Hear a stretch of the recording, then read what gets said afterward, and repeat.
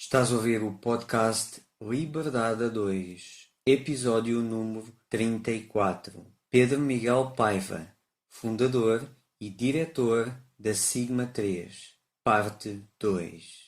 Neste episódio continuamos a conversa com Pedro Miguel Paiva. Se ouviste o episódio anterior, sabes o quanto foi incrível e este resto de conversa é imperdível. Então fica connosco para continuar a ouvir falar sobre o futuro da televisão e o futuro dos jovens e do empreendedorismo na área das artes. Vamos continuar a conversar com Pedro Miguel Paiva. Fica connosco.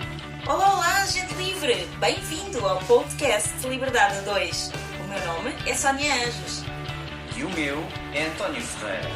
Somos ambos coaches e mentores de negócios que geram liberdade. Os nossos valores principais são a liberdade e a família e é por isso que empreendemos juntos há mais de 12 anos. Somos apaixonados por grandes visões, ideias fora do comum, fazer diferente e quebrar paradigmas. Acreditamos que todas as famílias merecem mais liberdade de tempo, financeira, geográfica e é para nós uma missão mostrar-te que também tu podes viver uma vida com mais liberdade, com mais felicidade e com mais satisfação do que até já imaginaste ser possível. Todas as semanas te trazemos um episódio com uma mensagem inspiradora para te ajudar a descobrir como desbloquear a tua liberdade. Também teremos semanas especiais com episódios extra em que te trazemos pessoas excepcionais e histórias reais de liberdade.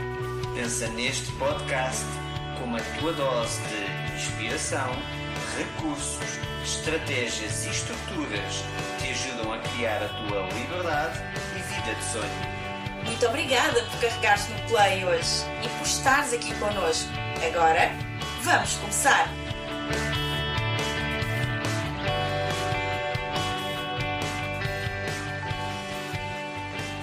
Hoje continuamos a incrível entrevista com Pedro Miguel Paiva, fundador e diretor da produtora de conteúdos de televisão Sigma 3. Na semana passada deixámos uma pergunta em aberto. Hoje vamos começar exatamente pela mesma pergunta. Fica connosco. Tu, com a experiência que tens na formação de apresentadores, porque já falámos aqui que o Curto Circuito é uma autêntica escola de apresentadores, não é? Quais é que são assim, os pontos-chave que poderias recomendar a uma pessoa que tem, por exemplo, um canal no YouTube ou apresenta alguma coisa no seu canal no Instagram? Quais são as características fundamentais que essa pessoa precisa de ter? Assim, o essencial para uma pessoa brilhar no seu canal. Pronto. É assim, o mais importante de tudo, e é aquilo que eu digo sempre, eu já fiz algumas palestras sobre o tema, e há uma coisa que eu acho que tem que estar à cabeça das pessoas que querem crescer, seja no seu canal de YouTube, seja como produtor de conteúdos nas redes sociais, que se chama consistência. As pessoas têm que ser consistentes, têm que respeitar o seu espectador. Ou seja, ser youtuber, por exemplo, é um desejo e há uma nova geração toda e de facto tens razão, há muita gente que quer ser youtuber antes de sequer pensar em ser até uma cara da televisão, mas não é fácil. Ser youtuber obriga a muito trabalho. As pessoas podem pensar que é uma vida de sonho, não é. É uma vida de trabalho independente, é certo, tem essa mais-valia, mas para gerar um revenue financeiro, porque os youtubers precisam de viver, não é? Há receitas, precisam de atrair investimento, em primeiro lugar, e depois, a par disso, precisam também de captar audiência.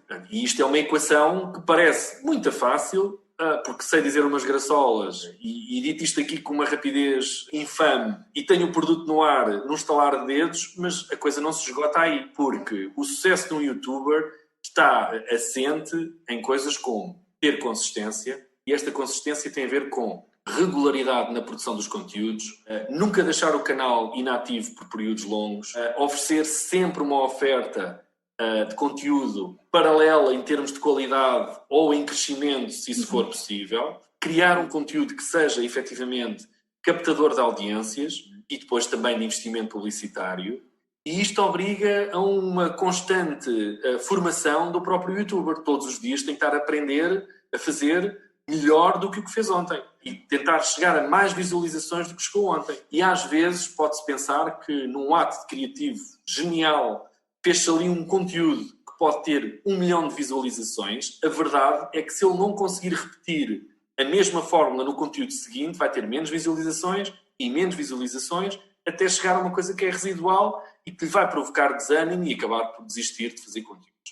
Portanto, o ser um youtuber tem que ser encarado como uma profissão idêntica a de qualquer criador de conteúdos noutras plataformas. Portanto, obriga a disciplina, obriga a respeito pela sua audiência, obriga à tal consistência de ter sempre conteúdos a surgir no canal, se possível sempre sempre à mesma hora do determinado dia. Aquilo com que o youtuber se compromete tem que cumprir. E depois há um outro lado, que eu acho que o YouTube permite-se a isso, que é o ser genuíno, não é?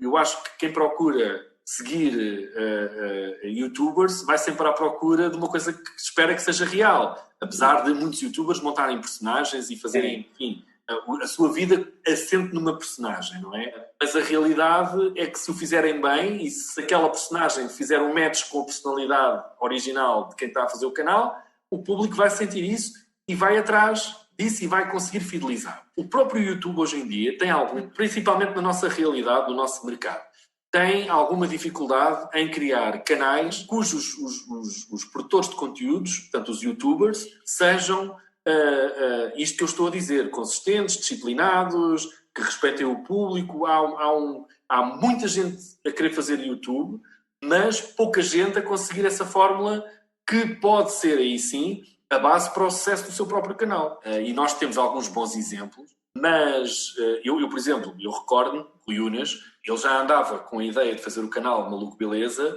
anos antes de ele depois vir a ganhar a importância que tem hoje. Portanto, ele começou por pensar o Maluco Beleza dentro da Sigma 3. A Sigma 3, por fatores que se prendem com os produtos que estava a fazer na altura, não conseguiu dar ao Rui a possibilidade de o apoiar no lançamento do canal, e o Rui seguiu o seu caminho e foi fazer o canal por conta e risco dele, e bem, e sendo que nessas conversas que nós tivemos sempre sobre o canal, uma das coisas que eu fui dizendo sempre ao Unas é, a partir do momento em que tu lançares a pedra para isto arrancar, consistência. Tu tens que pôr sempre conteúdos, porque os teus seguidores vão estar sempre à espera que tu faças de forma consistente aquilo que lhe vais oferecer.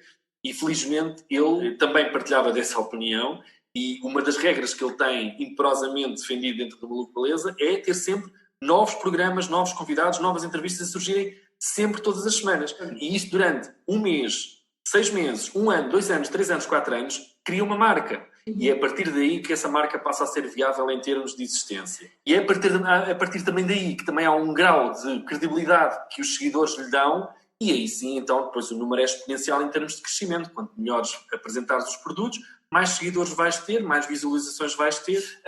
Isto é a realidade dos youtubers. Mas isto é um revés da medalha. Também tem um lado um bocado negro, que não tanto no YouTube, mas nas redes sociais, e agora centrando no Instagram, porque também o Instagram é hoje em dia um canal que se permite que os seus utilizadores criem conteúdos. A verdade é que o Instagram, em Portugal, de repente, veio-se a transformar num autêntico outdoor de marketing para marcas, e toda a gente faz conteúdos com o princípio de ter uma marca que financia o seu próprio conteúdo, não é? Então estamos a falar de publicidade pura e dura. E nada contra, eu acho que as pessoas que querem fazer disso vida têm todo o direito de escolher esse caminho e têm todo o direito de o fazer. O erro está é quando já só fazes isso. O espectador médio vai perceber isso muito rapidamente e, conclusão, vai começar a desacreditar naquele Instagrammer, não é?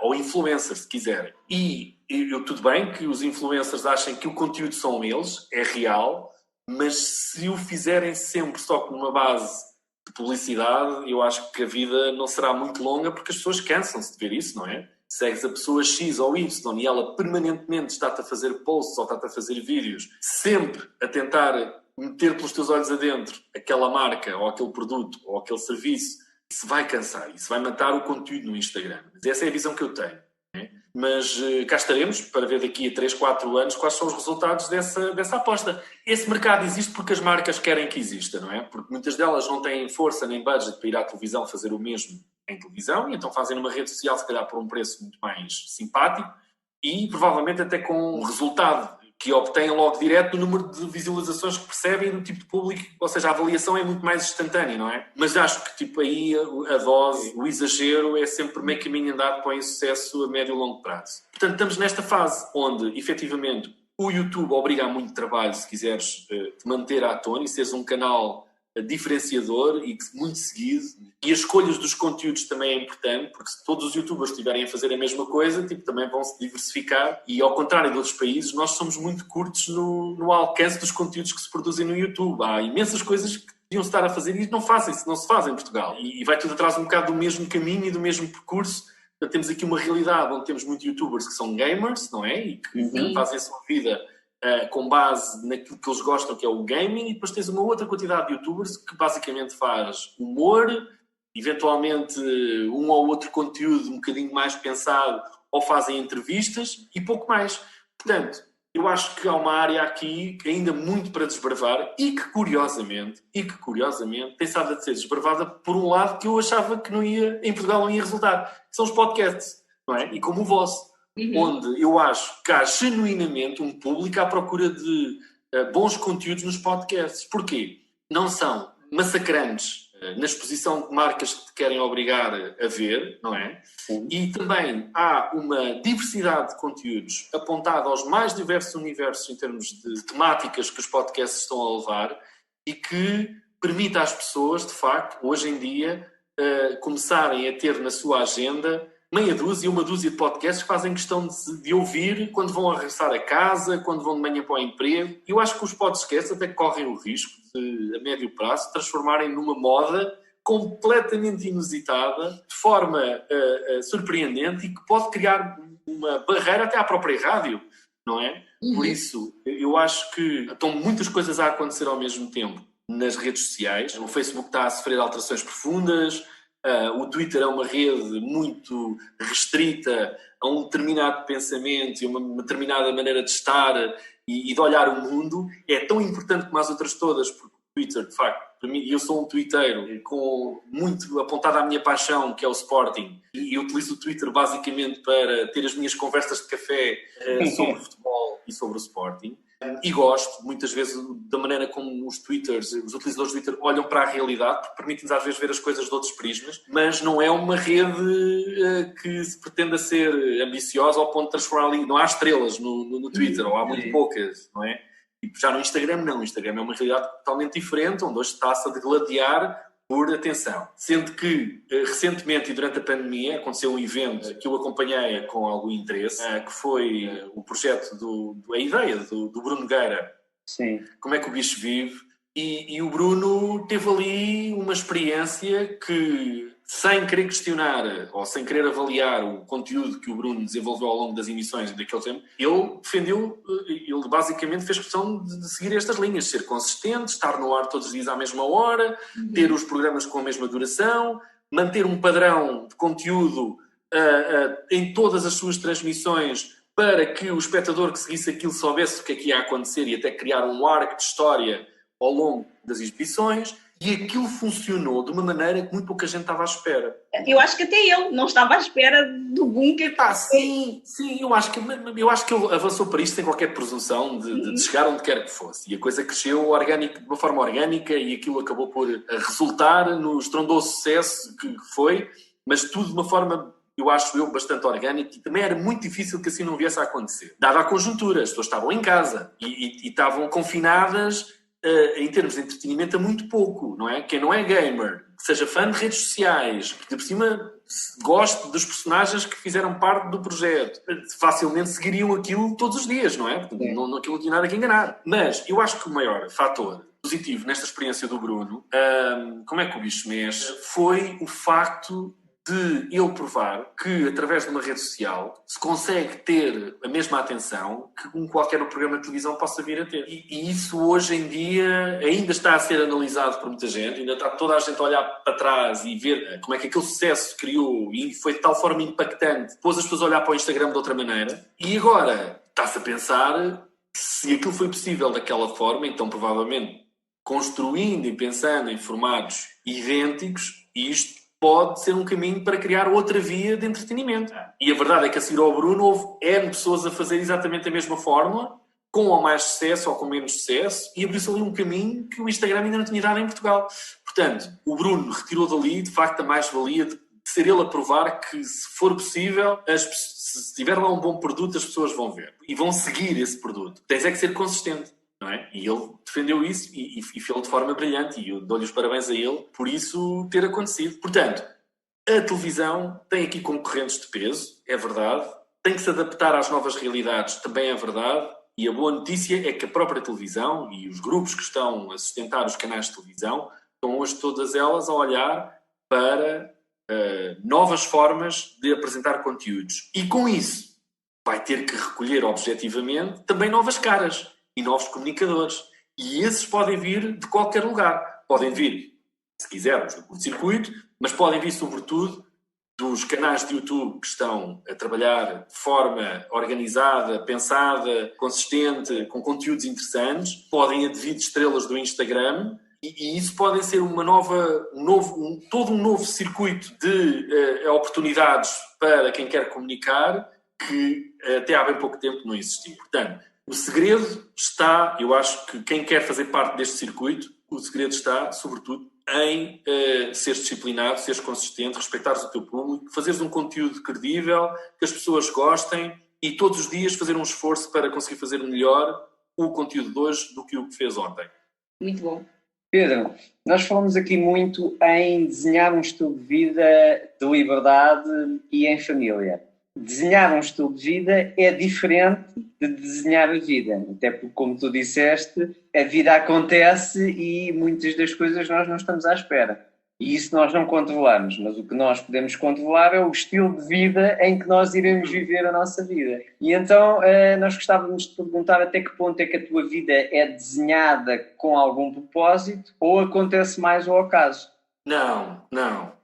Ao acaso não é mesmo, porque eu não sou um fundamentalista de criar um rumo e não me desviar nem um milímetro até chegar ao fim e chegar ao destino. Eu não sou esse fundamentalista. Eu acho que tenho no horizonte desejos de ir vivendo a minha vida, quer pessoal, quer a minha vida familiar, quer a profissional. Tenho horizontes traçados e que eu parto do princípio que farei tudo para atingir esses horizontes. Se são caminhos que podem ser e que têm que ter alguma flexibilidade do caminho, não é? Porque eu acho que se nós partirmos da premissa que efetivamente nós não controlamos o que vai acontecer amanhã, temos uma ideia do que pode vir a acontecer, não é? Mas há fatores que podem mudar num segundo tudo aquilo que nós projetamos para amanhã. Eu acho que se nós encararmos isso com total naturalidade, estamos a darmos a nós próprios essa flexibilidade de esse horizonte que queremos atingir poder ser atingido de forma mais rápida, mais lenta, um bocadinho mais para a esquerda, mais para a direita, mas nunca perder o foco de é aquilo que nós temos como destino. Pronto, em termos profissionais, essa margem, para mim, é uma margem que eu lido com ela diariamente numa perspectiva de todos os dias pode acontecer uma boa surpresa. Né? Todos os dias nós podemos dar um salto qualitativo em termos profissionais naquilo que fazemos no nosso dia-a-dia, numa perspectiva de crescimento e de chegar a esse bom porto. Eu defini para mim que, em cima de tudo, eu gostava de ter construir, olhar para trás e ver que fiz e produzi conteúdos e fiz acontecer coisas que têm o seu lugarzinho na história, não é?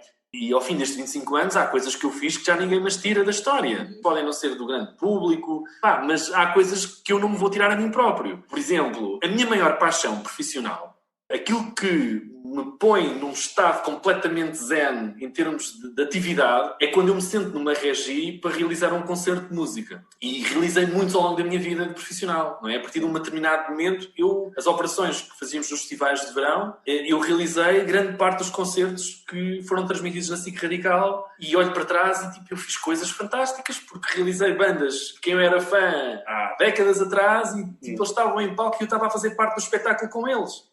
Não só para o recinto em si, mas também para quem estava em casa. E acumulei momentos lindíssimos, não é? Que ficam para mim de coisas que eu fiz a esse nível que me deixaram num estado de zen absolutamente incrível. E se me perguntassem se houvesse uma disciplina na tua profissão que quisesses abraçar e só fazer isso até o resto da tua vida, eu, se pudesse, faria só realização de concertos de música.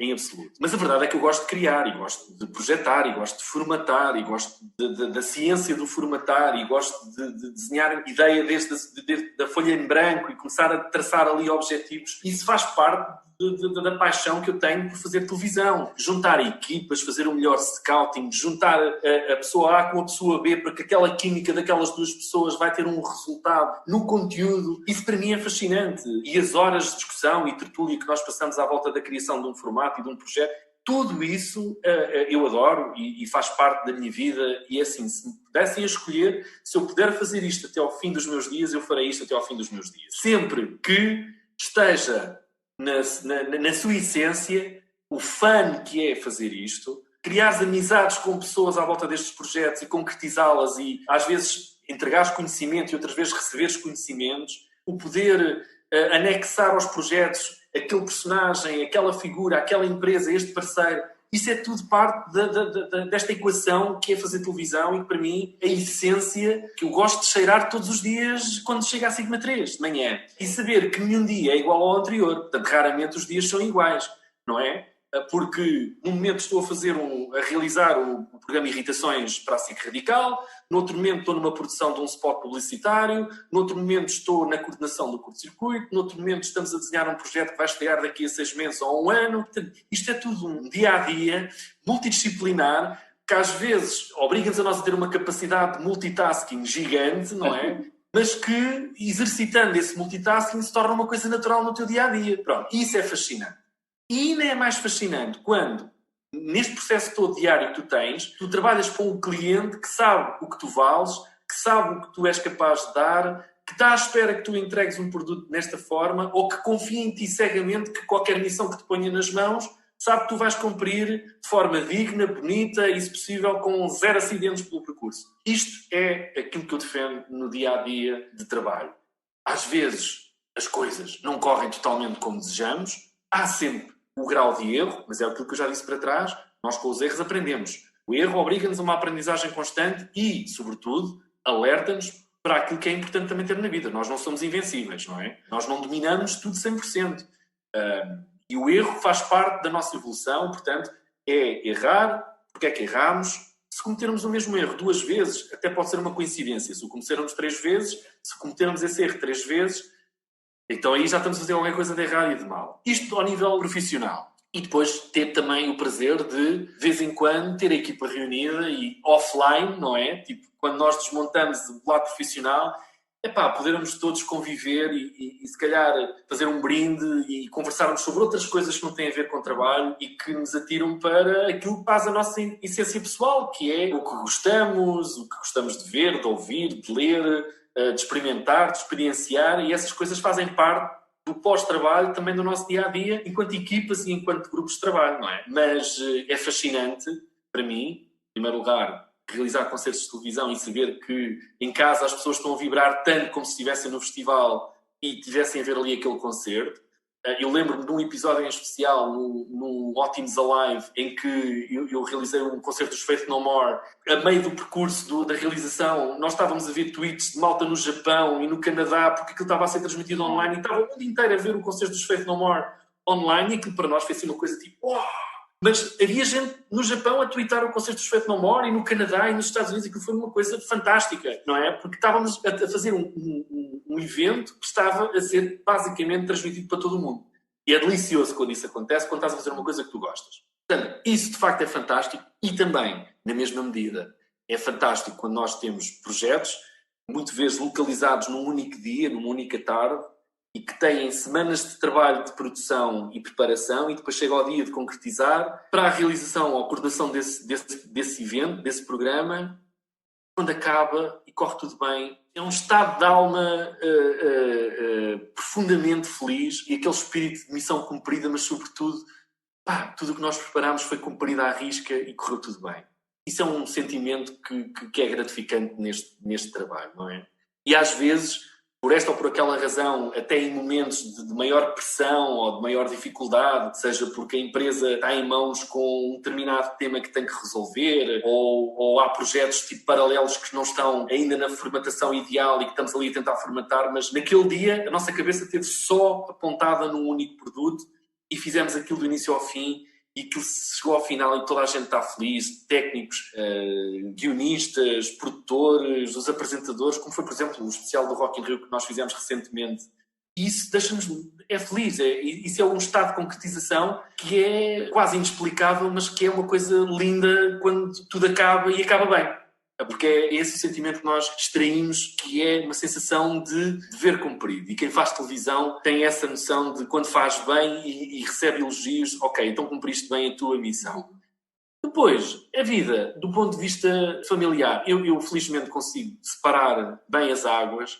Eu, quando vou daqui para casa, eu consigo desligar os botões todos e chegar em casa já praticamente em modo família e que me coloca tranquilo e concentrado só e apenas e único e exclusivamente na família e tirar prazer de estar em família e de fazer as coisas que eu gosto quando estou no meu espaço reservado.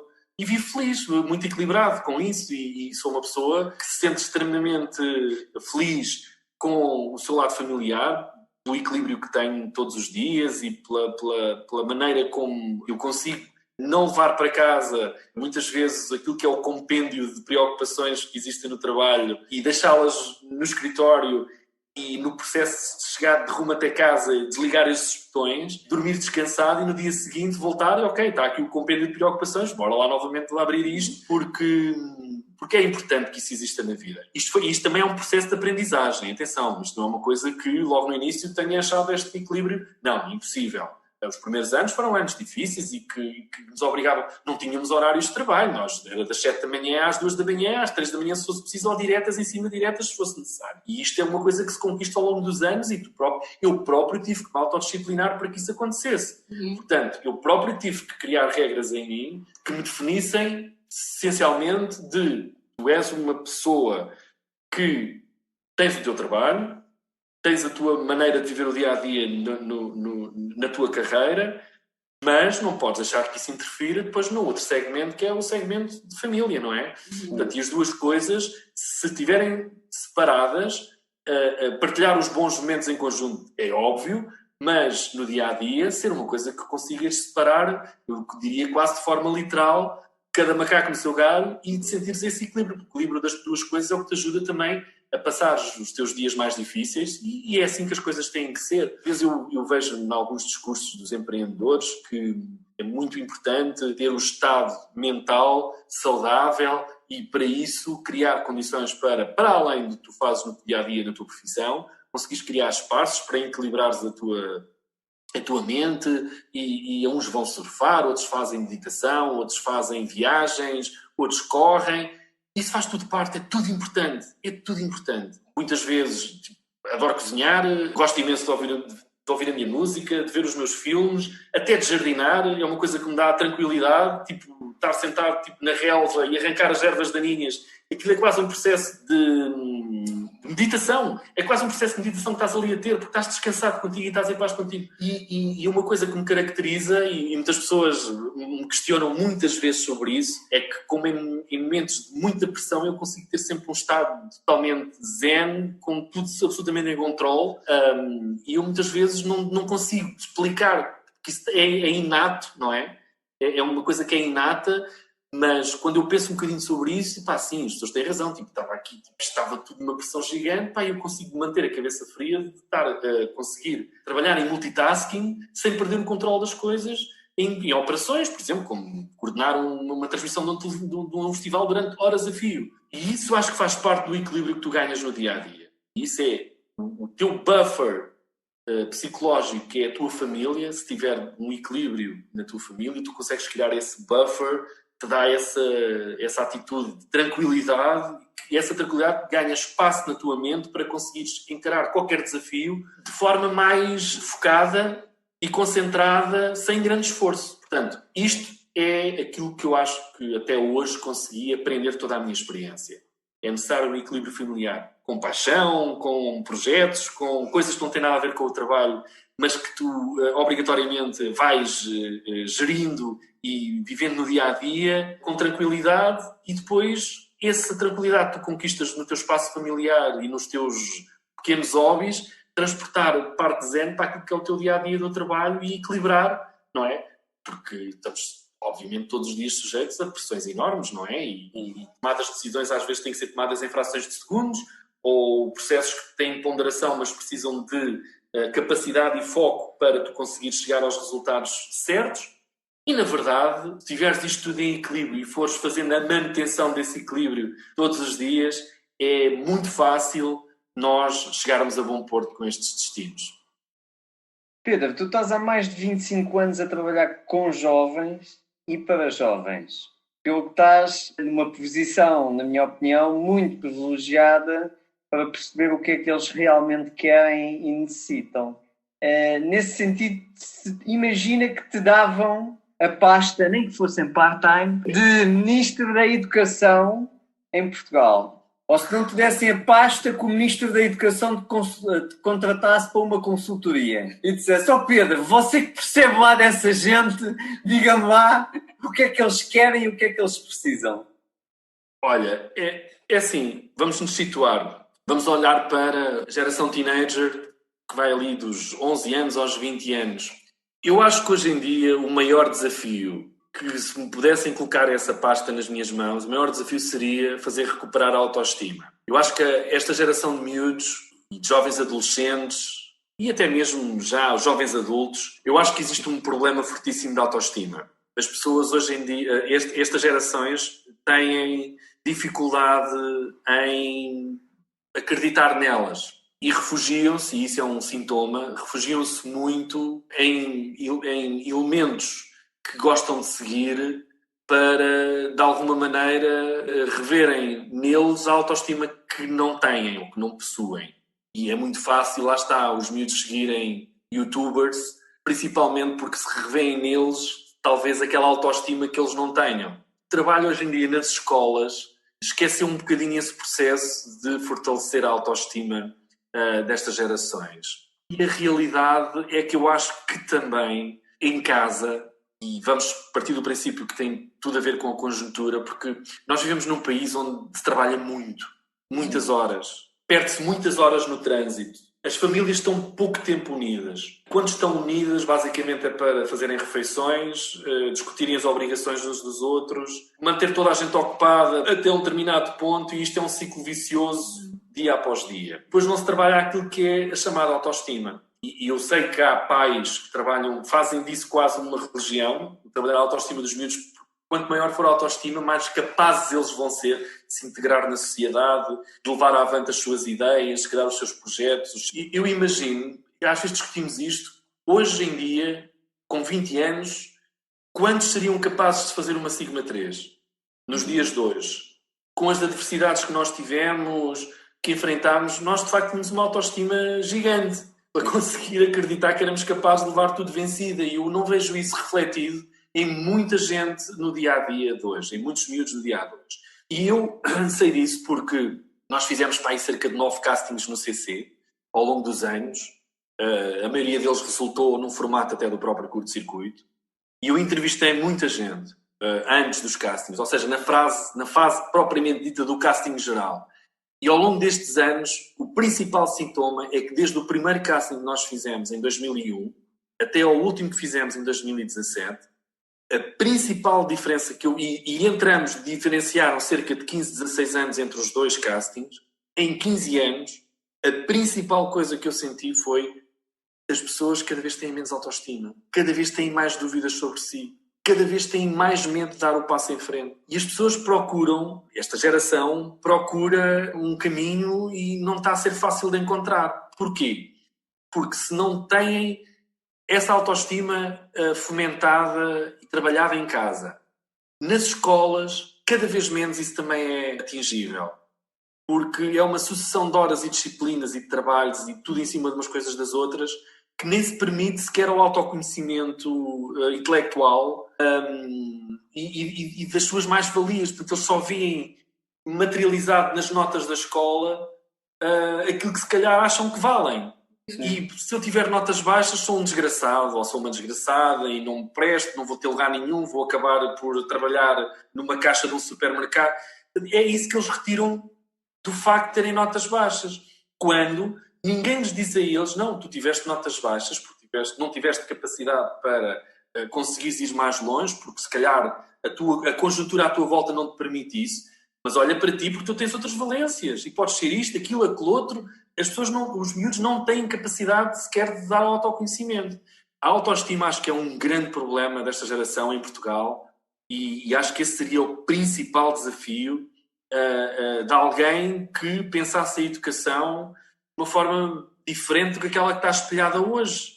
Hoje eu acho que são só números e estatísticas e não passam disso. Depois acabas os cursos, vais para a faculdade, aliás, acabas usando a escolaridade obrigatória, vais para a faculdade tirar um curso, se calhar nem te identificas nada com o curso. Nós estamos em 2021 e ainda continuo a ouvir, hoje, miúdos que vão entrar para a faculdade e que se sentem impelidos e obrigados a ir para a faculdade.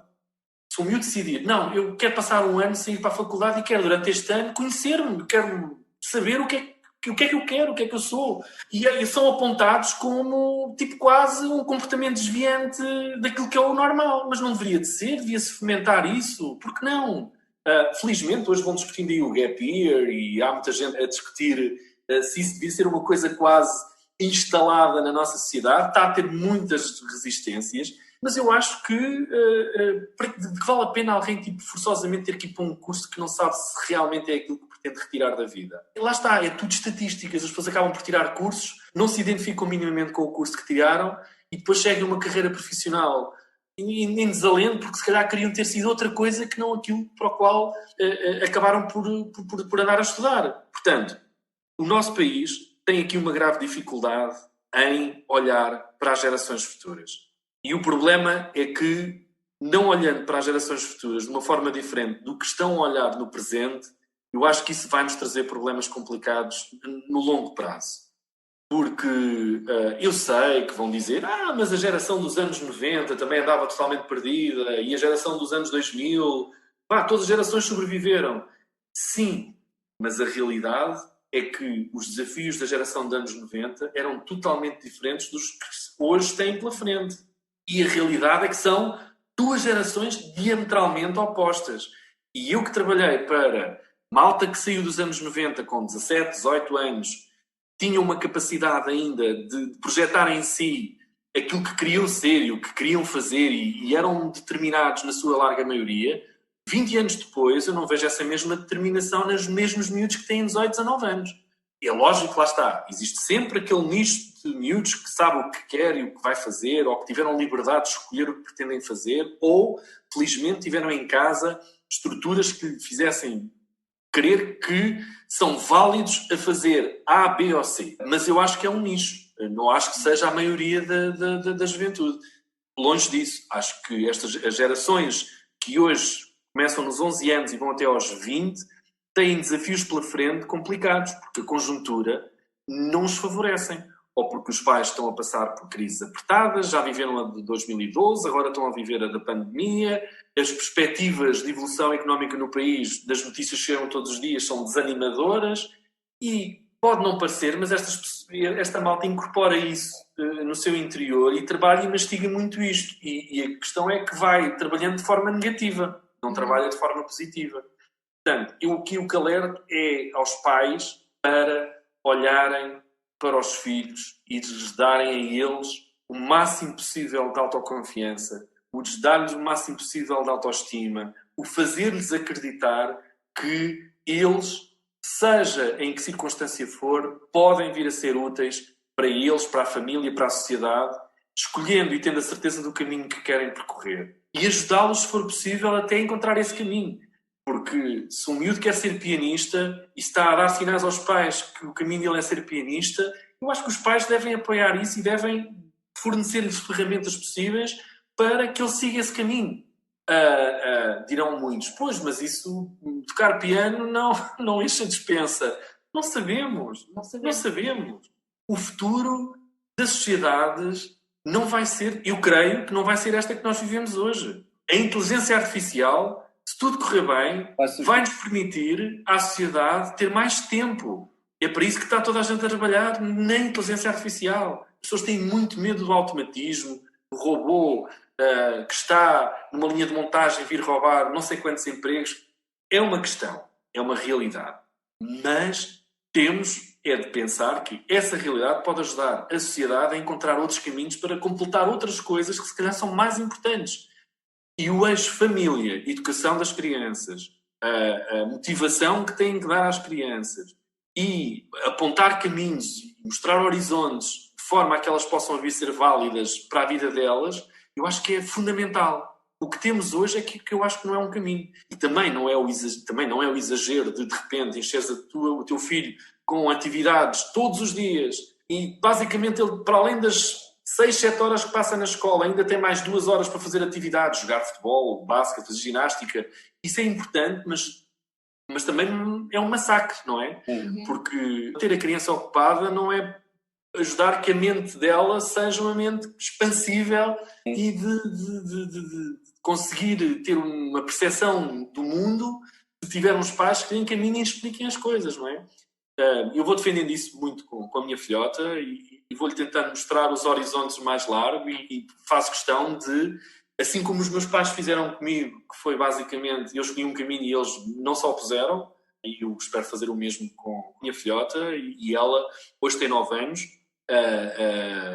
tenho-lhe incutido autoestima, lá está, e fazê-la acreditar que ela pode ser o que quiser e que tem que ter os horizontes o mais largos possíveis para escolher aquilo que ela quiser fazer. E se a primeira escolha não for a melhor, então que tente uma segunda vez, que tente uma terceira, porque é isso, a vida é feita de escolhas até encontrar aquela que lhe vai ser a ideal para ela desenvolver enquanto humano e enquanto contribuidora para uma melhor sociedade.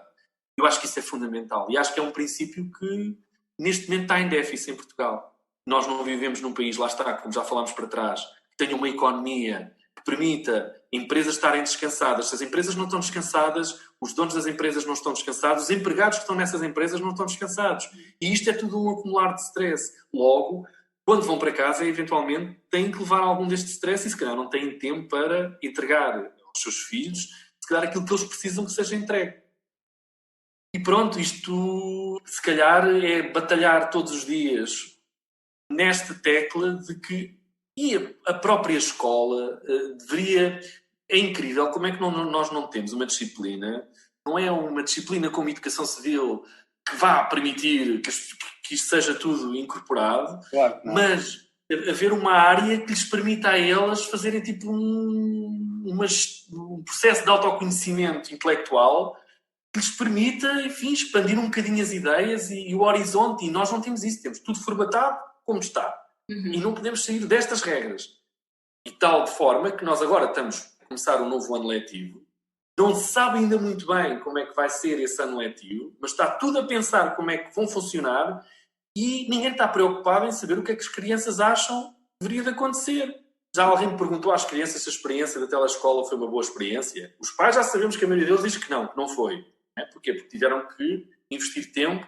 Mas também há resultados positivos. Também houve gente que conseguiu tirar proveito, esteve mais próximo dos filhos, se calhar, do que alguma vez estiveram nos anos atrás.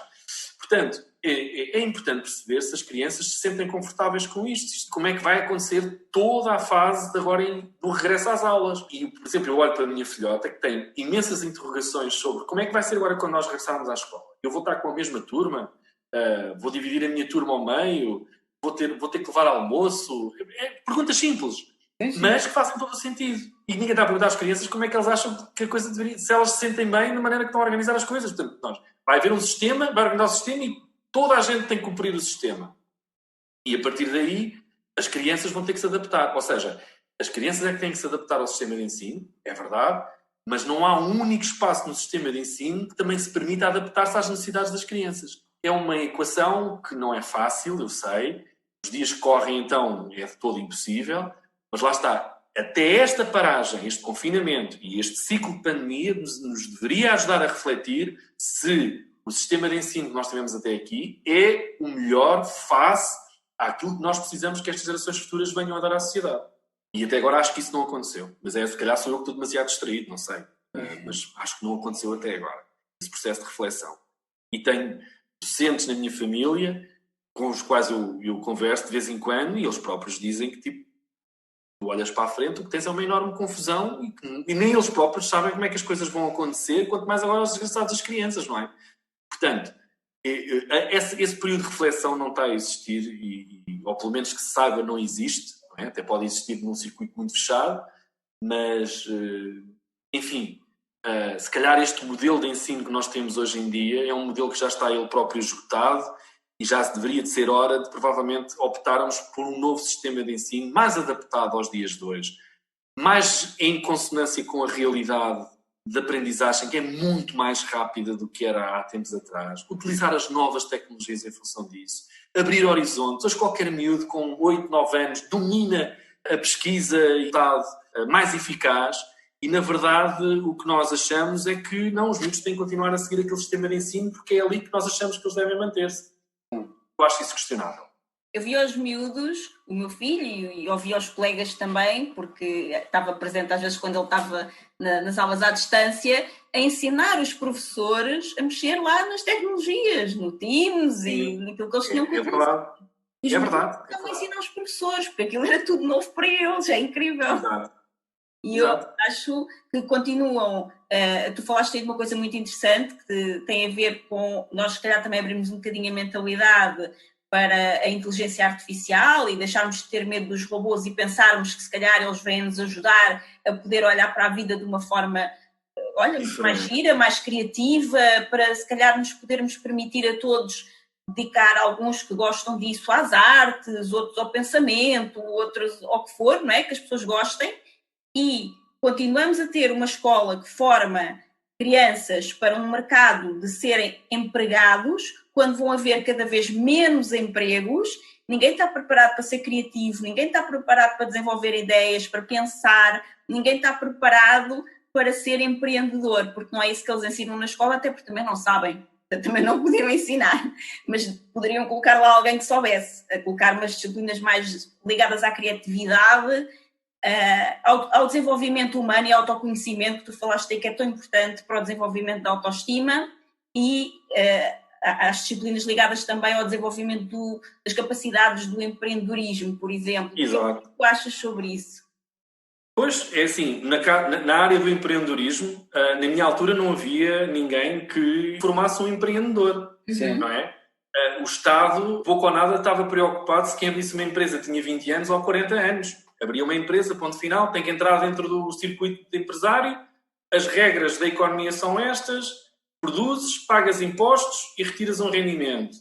Formas pessoas ou dás emprego a pessoas, aumentas essa empregabilidade, fazes parte do sistema económico e pouco mais, tens de ajustar às regras que existem no mercado.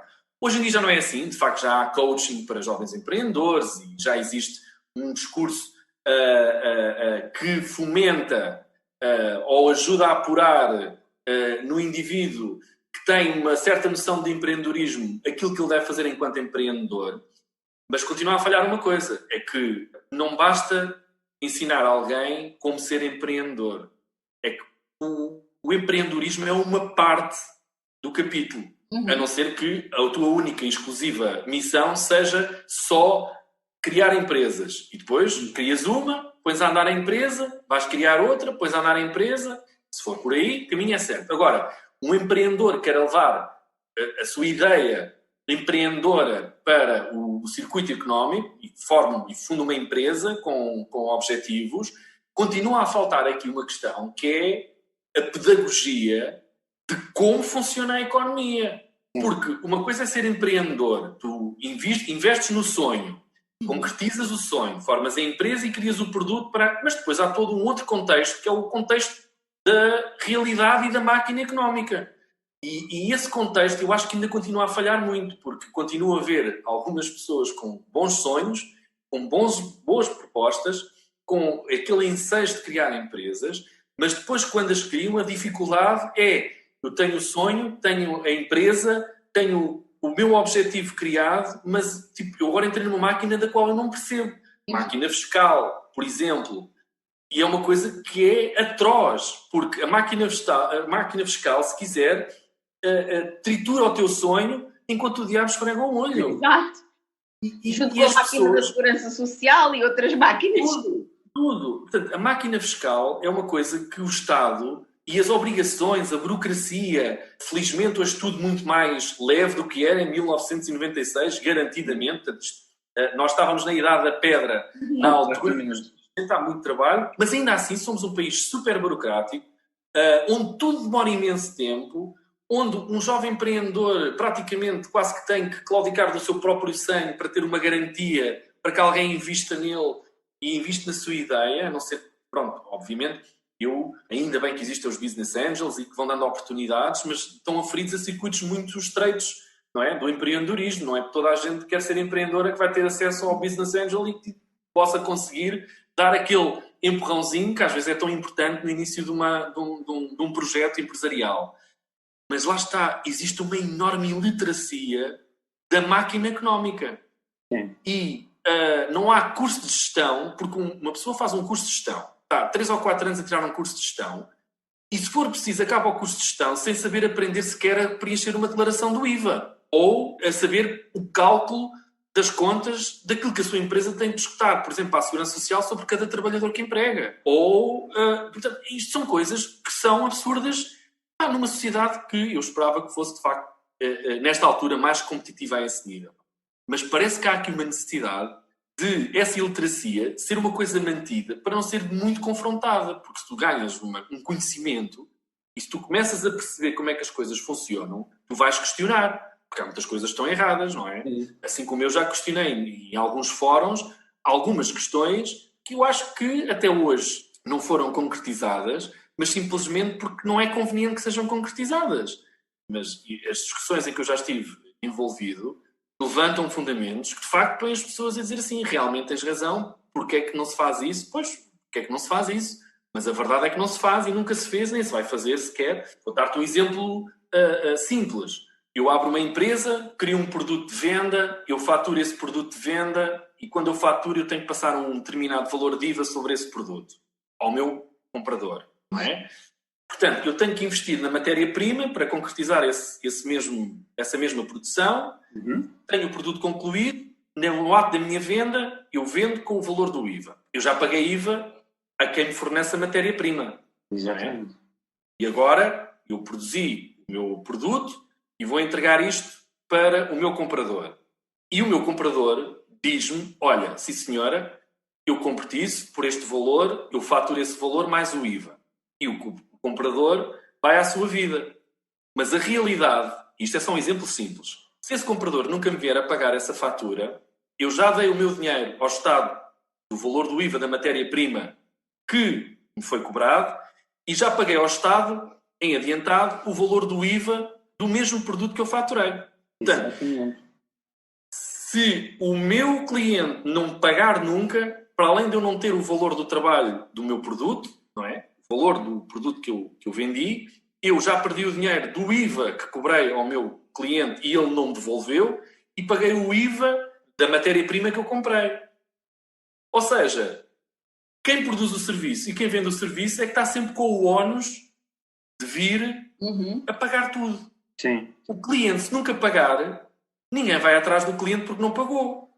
Ou seja, uma coisa simples como as empresas que faturam milhares de euros na venda de serviços ou de produtos e que faturam um valor em IVA acima desse produto, o ónus do pagamento desse IVA tem que ser do cliente. Pode não pagar o produto à empresa que forneceu, mas o IVA vai ter que acertar com o Estado. Esse ónus não pode ficar para quem produz. Isto é só uma fórmula simples e justa para as empresas, porque muitas empresas, eu conheço histórias de empresas que investiram milhares e milhares de euros em matérias-primas, produziram produtos que foram encomendados, entregaram esses produtos aos clientes, faturaram esses produtos aos clientes, pagaram o IVA desses produtos, dessas mesmas faturas, nunca receberam e afundaram-se. Porque tiveram que pagar o IVA ao Estado. Não pagando o IVA ao Estado, envolvem-se em processos de coimas e depois processos jurídicos e no fim da linha até podem ir parar à prisão por não pagaram o IVA. Não é? Esse que nunca o receberam. Exatamente, de um valor que nunca receberam. E isto é só um exemplo muito curto, muito pequeno, do que quão injusto é muitas vezes a máquina fiscal e se não estiverem preparados para enfrentar isto, essa tal iliteracia fiscal pode triturar o sonho de uma empresa. Pode triturar o sonho de uma empresa. E isto é só um de muitos e vários exemplos que acontece tipo, no day-to-day normal de todas as empresas. Sejam a oferecer refeições, vender pneus, criar programas de televisão. É exatamente a mesma coisa para todos. Porque, no fim da linha, o ónus está sempre de quem executa o trabalho e de quem vende o serviço. Pronto. e nunca está do lado do cliente que consome o serviço. Quando o ónus fiscal, no caso do IVA, devia estar do lado do cliente que consome o produto. Portanto, na tal formação do empreendedor, deveria estar a ser paralelamente investida a formação também fiscal de como é que a máquina funciona, porque a tua relação entre empresa, fornecimento de serviço ao produto a um cliente é uma relação, mas depois tens aqui a máquina do Estado pelo meio. E esta, e muitas vezes, é a mais nefasta participação que existe no processo económico. Se as pessoas desconhecerem totalmente como é que as coisas funcionam, vêm-se enredados numa rede que lhes vai atraiçoar o sonho, porque é uma coisa torcida, qualquer sonho, qualquer jovem, e tira sequer, passado muito pouco tempo, retira aos jovens empreendedores a vontade de serem empreendedores. Então eu vou ser empreendedor para me ver num mar de problemas constantes com a máquina fiscal, por exemplo, não é? E as leis do trabalho, e, enfim, as regras todas que são obrigatórias para estar dentro da economia. E isso falha imenso na nossa estrutura. Não há capacidade de dar essa formação e esse conhecimento a quem começa negócios. Porque não basta, é o que eu digo, não basta ter um curso de gestão, saber como é que funciona o Excel e saber desenhar planos de negócio. Isso é tudo muito importante, é fundamental, não é? E no caso taxativo da máquina fiscal, é uma adversidade que se coloca para todos os empreendedores e que eu acho que é um processo que desanima mais do que propriamente anima.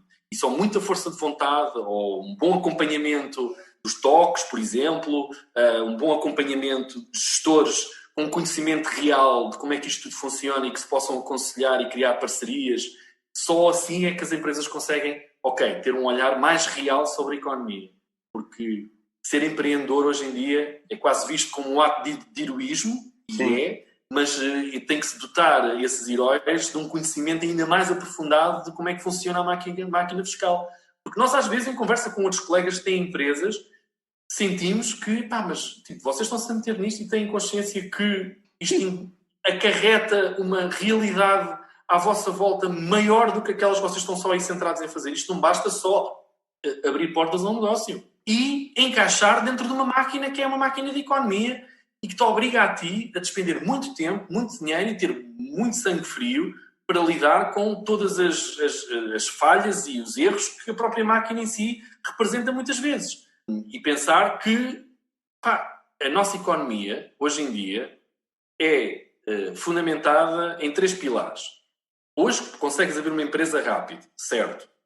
Crias a tua empresa, crias o teu negócio, o teu business plan. Isso é fundamental. Pilar 1, tens uma ideia, concretiza e tenta levar a bom porto o teu projeto.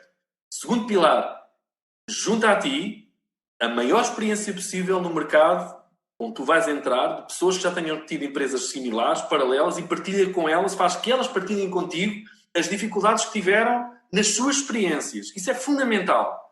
Porque se elas ouvirem as histórias reais de quem teve o mesmo género de negócio e as dificuldades que sentiram no mercado, quer no mercado propriamente dito, quer na sua relação com a máquina fiscal, isso é todo fundamental. E terceiro, nunca dês por garantido que o sucesso de um produto possa fazer o sucesso de uma empresa. Porque se a empresa não tiver uma gestão real, pés assentes no chão, focada em que há um sucesso de um produto, mas o sucesso da empresa é mais importante que o sucesso do produto, porque sem o sucesso da gestão da empresa e na sua relação com o meio económico, o teu produto, por mais sucesso que tenha, não vai ter vida longa. Se isso não acontecer, então, se o terceiro pilar falha, não tens possibilidade de ir a bom porto com o teu projeto. Portanto, isto são questões que eu acho que estão a falhar na formação dos novos agentes económicos, dos novos empreendedores, das novas empresas, porque as pessoas acham que é abrir a empresa na hora e aí está, vamos embora. Amanhã podemos fazer um crédito e comprar um Audi TT da última geração. Não é isso. Não, é tudo menos isso, não é? Portanto, é preciso ter os pés assentes no chão, e eu partilho isto, tem que haver um conhecimento total do que é a máquina económica e do circuito onde tu vais entrar e a maneira como as coisas funcionam e, sobretudo, lá está, encarar a máquina fiscal do Estado como um verdadeiro adversário à tua evolução, porque está tudo feito para tu seres subserviente a essa mesma máquina, portanto, seres responsável por cumprir com as tuas obrigações fiscais, acima de tudo. Sim. Em cima de tudo. Ou seja, o teu produto, o teu sonho, o teu business plan, tudo o que tu fazes em prol do teu projeto de vida tem que ser sempre colocado em equação perante depois tudo o resto. E esse tudo o resto é, por exemplo, lá está, é este exemplo que eu estou a dar, da máquina fiscal, porque é um adversário de peso no desenvolvimento do teu negócio, porque é implacável. Os impostos são-se para pagar. Há duas coisas certas na vida, não é? É a morte e os impostos. Portanto, não podia ser mais verdade esta realidade. É mesmo assim. Pedro, fala-se muito no desenvolvimento pessoal e empreendedorismo no online, e isso é um tema cada vez mais procurado pelos jovens. Por que é que achas que as televisões têm-se afastado do desenvolvimento pessoal e do empreendedorismo para jovens? Na minha opinião, a maioria do que se ouve nas redes sociais é aquilo que nós chamamos o desenvolvimento pessoal pop. E um empreendedorismo idílico, basicamente o que se diz é com propósito, paixão, e ouves ali às vezes uns vídeos motivacionais, vais ser o próximo Zuckerberg. Então vais com a carga fiscal em cima. Exatamente, então vais com a carga fiscal. O que é que tu achas disto? Não, eu acho que, é assim, hoje em dia, nós não devemos impor fronteiras. Peço desculpa se fui demasiado realista na resposta. Não, muito pelo contrário. Aliás, um dos objetivos do nosso podcast é exatamente não ser o conceito pop, o conceito de vai com a ideia e... Pensa, sente-se no chão e encarar a realidade como ela é. Portanto, eu acho que não se devem estabelecer fronteiras. Eu acho que a necessidade, e hoje em dia nós vivemos, para o bem e para o mal, vivemos no mercado global, e hoje nas áreas de tecnologias não existem fronteiras. E felizmente eu conheço alguns exemplos de algumas empresas e de alguns empreendedores em questão que já caíram, já se levantaram, já voltaram a cair, voltaram a se levantar novamente e têm para a frente projetos muito interessantes nas áreas de desenvolvimento tecnológico. E para eles, efetivamente, o mindset deles neste momento já não é um mindset local, é um mindset já global. E lidam com realidades que podem significar, com a maior facilidade do mundo, irem ao Dubai, a uma feira, e tentar vender a sua tecnologia como se eu fosse pôr ali uma banca na Feira do Relógio a vender galos de Barcelos. Sim. Portanto, o mindset já está aberto de tal forma que muitas desta malta tanto vai ao Dubai ou a uma feira tecnológica tentar vender o seu projeto de tecnologia para investidores de todo o mundo, como estarem a conversar com operadoras móveis internacionais e vender os seus serviços e criar as suas aplicações. Esse estímulo de estrela pop tipo Zuckerberg eu não sou contra. Não sou contra. E a realidade é que, tomara nós, Portugal, nós tivéssemos encontrado também o nosso. E provavelmente temos aí talento e arrojo e com alguns projetos, de termos aí, provavelmente, uma figura que seja tão importante como as últimas que têm lançado, estes, desde o Facebook, o Twitter, o YouTube, a Google, a Amazon. Há gente com talento, provavelmente com ideias, presentemente podem ser tão impactantes como foram estas que eu disse nos anos recentes. E o bom disto é que essas mentalidades, portanto, essas figuras, não estão a olhar para um mercado interno nosso, porque de facto já chegaram à conclusão que nem sequer vale a pena estarmos a pensar nisto sobre Portugal, porque nós não temos massa crítica sequer para fazer nascer o projeto, quanto mais para o manter viável e sustentável a longo prazo. A mentalidade deles, se for encarada de uma forma, tem meio caminho andado para poderem ser bem-sucedidos. E a verdade é que alguns deles estão efetivamente nesse caminho do bem-sucedido e se calhar nos próximos anos vamos ouvir falar deles de forma positiva e de gente que, das duas uma, ou transformam-se em figuras que lançaram um determinado produto e um determinado serviço impactante e transformam-se elas próprias. Espero que não seja no novo Zuckerberg, porque eu tenho uma relação difícil com o próprio. Eu represento e aquilo que eu penso nas redes sociais, mas gente noutras áreas que ajudaram a dar o salto, não é? Tipo o Bezos na Amazon, uma quantidade de nomes que agora podia estar aqui a dizer, de gente que impactou a economia mundial de uma outra forma que se calhar ninguém imaginava há 10, 15 anos atrás. Sim. Nós temos esse talento em Portugal e eu conheço alguns projetos que, se ingrarem, vão ser valor acrescentado E eu só espero é que consiga haver maneira de os manter neste mercado. Ou seja, originalmente eles significarem que são um projeto nacional e não serem comprados por uma Verizon qualquer que vem ali uma oportunidade, compra uma empresa a baixo custo que depois vai fazer um produto que daqui a uns anos vai valer milhões e milhões e milhões. Pronto. Ou seja, eu acho que não deve haver fronteiras. No desenvolvimento da ideia, o céu não é o limite sequer. Portanto, hoje em dia há gente a pensar como é que vai chegar a Marte e que negócios vão fazer quando chegarem a Marte, não é? Portanto, se pensarem por esse caminho, estamos no bom caminho. Agora, pronto, é só depois não perder o foco que, sendo que qualquer ideia que tenham desse género, que seja sediada em Portugal, vai ter que jogar com as regras do mercado em Portugal e com as regras da economia portuguesa, e lá está.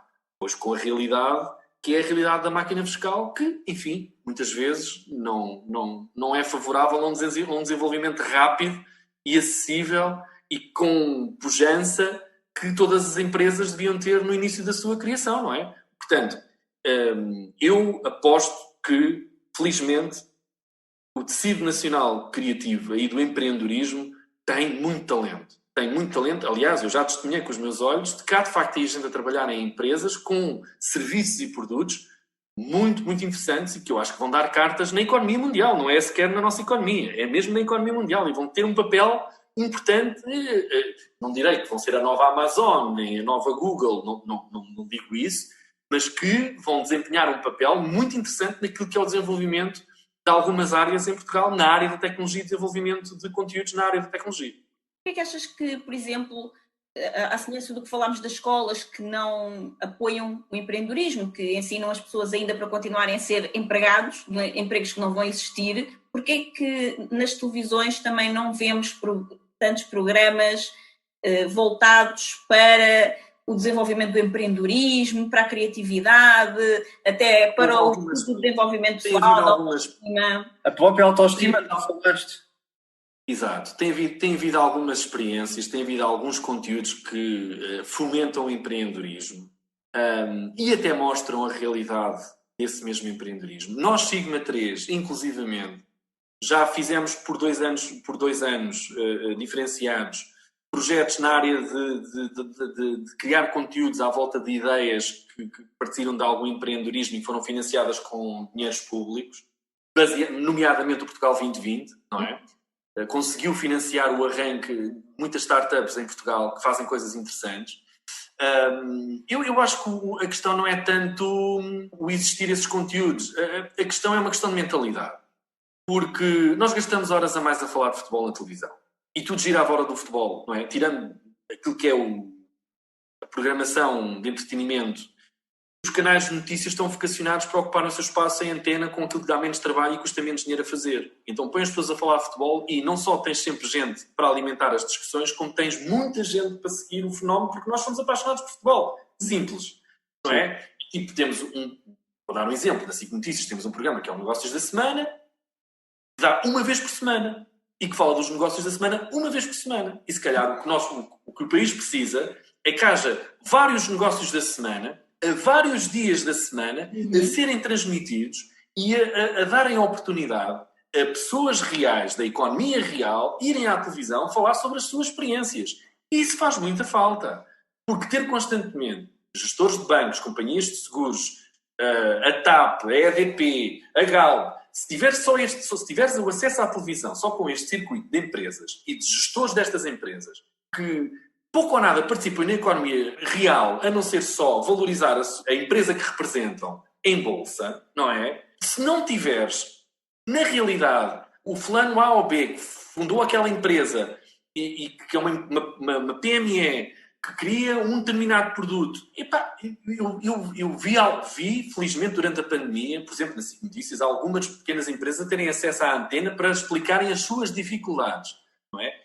Mas também temos que esperar que haja espaço para também contarem os sucessos e apresentar os seus modelos de negócio, as principais dificuldades que têm no mercado, quais são as suas experiências com a exportação. Portanto, há aqui um conjunto de coisas que faz parte do léxico das PMEs que deveriam ter mais espaço em televisão e mais fóruns de discussão. E não pelo lado negativo, mas sim, sobretudo, pelo lado positivo com os casos de sucesso. Porque eu acho que a partilha de experiência é fundamental, é importantíssimo. E se nós gastássemos tanto tempo a discutir isto, como se discute futebol, eu não estou a dizer para limparem da televisão a discussão à volta do futebol, mas trazerem à antena a mesma oportunidade para quem faz da economia, porque essa é que devia ser, neste momento, devia ser o nosso campeonato. O campeonato real da nossa sociedade neste momento devia ser o da economia. Não devia ser se o clube A vai fazer a contratação X, se o clube B vai ter o treinador Y, ou se a próxima época começa assim ou assado. Isso é importante, num determinado nível, mas vamos colocar as coisas nas suas devidas importâncias. A economia do país é mais urgente hoje. É importante que se vá discutir hoje aquilo que pode vir a ter reflexos para o ano, daqui a 2 anos, daqui a 5 anos.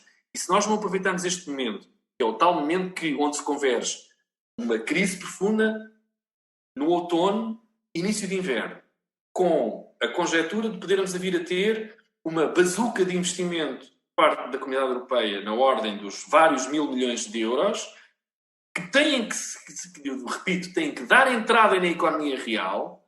Esta conjuntura é uma oportunidade de ouro para nós, enquanto tecido empresarial português, devermos discutir a economia. Basta para isso darem tempo de antena nos fóruns certos, e a televisão e os canais de notícias são um desses fóruns certos. Portanto, eu espero que, fica aqui também em aberto a sugestão para os diretores de antena, se calhar abrirem programas de debate com empresários reais, que têm as suas empresas próprias, de capital próprio, discutir o sentido que deve tomar, na visão deles, a economia a curto, médio e longo prazo. Porque eu tenho visão sobre várias coisas e, na mesma escala que eu, provavelmente terão a mesma visão e outras até que eu nem sequer, neste momento, penso ou pondero. Portanto, isso tudo faria parte de um desígnio que deveria estar a ser feito. E não está a ser feito na medida em que ele deveria ser feito. Lá está, mais uma vez, o nosso país é um país cuja iliteracia económica, fiscal, é muito grande. E acha-se, e andamos aqui um bocadinho entretidos com a economia, cujas empresas, basta um vírus como este de pandemia, percebe-se logo que são empresas construídas com pés de barro, para sentirmos que depois, o que é que sobra depois no final? É a economia real, não é? Então, depois quem vai ter que pagar a crise quem é? É a economia real, não é? Então, tem que se dar fórum a essa economia real. Tem que se pôr essa economia real a falar, mas a falar globalmente, não é o Ministro da Economia, ou o Primeiro-Ministro, ou o Ministro das Finanças, escolherem seletivamente esta e aquela empresa para lá irem, darem uma palestra, porque normalmente essas empresas têm mais ou menos a sua vida tranquilamente assegurada. É preciso ouvir o tecido real. Sim, os técnicos oficiais de contas de norte a sul do país. Esses testemunharem os dramas que estão a viver com os seus clientes, não é? Com as suas empresas. Os técnicos oficiais de contas é a maior e a melhor teia que deveria ser aproveitada para, nos fóruns certos, transportarem as preocupações e a visão da economia real. Mas isto está a ser feito numa percentagem muito pequena em televisão. Sim, é um pouco como tu disseste há pouco das crianças, que mudam o sistema todo, agora por causa da pandemia, de eles estarem em casa, e agora como é que vai ser quando voltarem à escola? Os miúdos também estão com essa dúvida, não é? E montam tudo sem consultar os maiores interessados, que são eles mesmos, as crianças, e aqui é um pouco a mesma coisa, decide-se tudo sobre a economia, sem consultar as pessoas que realmente conseguem, mal ou bem, com o esforço que só eles sabem qual é, movimentar alguma coisa, que são os pequenos empresários, não é? E que são a grande força motriz da economia nacional. Não têm o capital cá, têm as suas responsabilidades cá, não têm as suas sedes ou as sedes dos investidores fundadas em países fora da nossa esfera. A economia real está cá, essa é que tem que funcionar. E essa é que dá a empregabilidade, essa é que todos os dias luta para chegar ao final do mês, cumprir com as obrigações fiscais, pagar os ordenados aos seus empregados e contribuir para o PIB, não é? Porque tudo o resto é uma novela, basicamente é uma novela, tipo o que acontece à Galp, ou à EDP, ou ao Novo Banco, são novelas, e aquilo vai ser tipo circuito fechado, e anda sempre à roda, e os problemas são sempre os mesmos, e as soluções são sempre as mesmas, portanto, se as soluções são sempre as mesmas, os problemas vão continuar a persistir, e isto nunca vai mudar. Isso foi assim nos anos 90, foi assim durante os anos 2000, nós já acabámos mais outra década e os problemas continuam a ser os mesmos. Aliás, vão-se agravando à medida que nós vamos avançando nas décadas. Os problemas vão criando e ganhando uma dimensão cada vez maior e o país está parado porque, basicamente, e só para dar um exemplo, o negócio da banca subtraiu à economia nacional e ao PIB, para já, faço as contas, mais de 30 mil milhões nos últimos 10 anos. Portanto, isto só é muito dinheiro, não é? E subtraiu literalmente, porque o dinheiro foi para um sítio que não vai nunca mais voltar. E a realidade é que nós chegamos ao dia de hoje e todos os dias continuam a sair notícias de mais dinheiro deitado para um buraco negro do qual ninguém sabe quem é o responsável, porque é que aconteceu, como é que chegámos aqui. Ninguém está interessado em saber, não sei, mas eu acho que é de todo importante que alguém com influência na sociedade surja a bom porto e que de alguma maneira faça descer à terra a ideia de que sem microeconomia, sem a economia das PMEs, o país não tem qualquer tipo de sustentabilidade futura. Nós já não temos hoje e vamos perder ainda muito mais se não olharem para este tecido empresarial e darem a ele as condições e a força, o alento, o apoio, que é muito importante. E quando digo apoio, não é o apoio de criar linhas de crédito. Isso é só mais uma acha para a fogueira. É um apoio real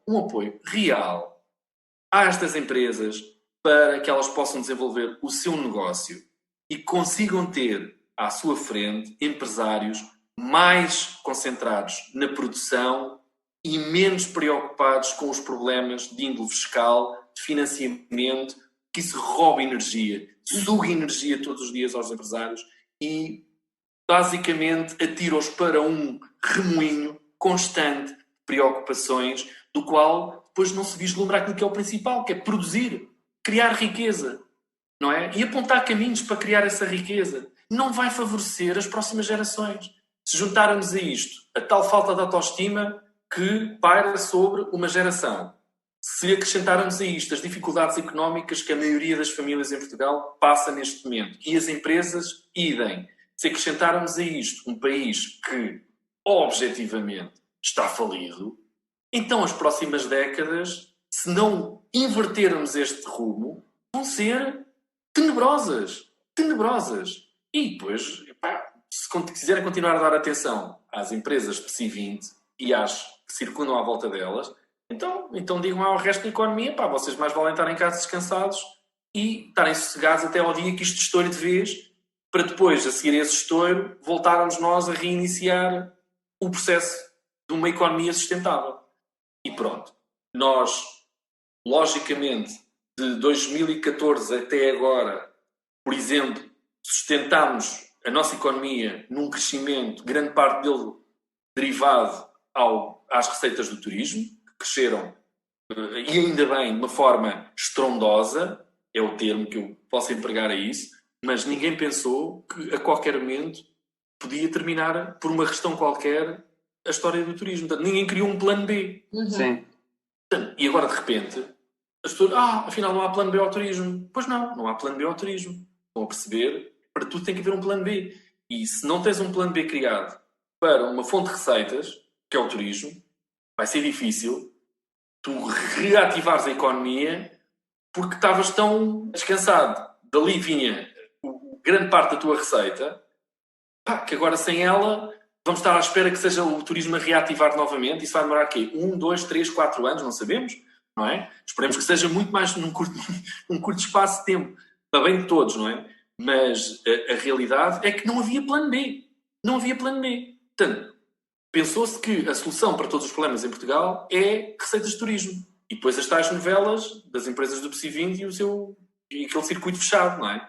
Não, e nós já nos dávamos ao luxo de já estarmos fortes dos turistas. Lisboa tem muitos turistas, isto agora é só turistas, e está a aumentar o preço das casas, isto tem que se parar com... provar que afinal sem turistas...